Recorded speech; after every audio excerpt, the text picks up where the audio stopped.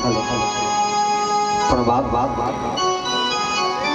ગામ ચલાલીના અને આજના આયોજક શ્રી નરોદભાઈ તરફથી ભાતીજીના પર્યાણની અંદર 5111 રૂપિયા દાન આવે છે। પણ બાપ ઘર માલિકની મન્નત જે દાદાના નામની હતી એ મન્નત એમની પૂર્ણ થઈ છે। જે સંદર્ભે આ પર્યાણની અંદર ફરીથી એકવાર 5111 રૂપિયા દાન આવે છે। આગળનો ધણી ઘણી ખમા કરે બાપ ક્ષત્રિય વીર ભાતીજી મહારાજ નો અરે ઝૂલો રે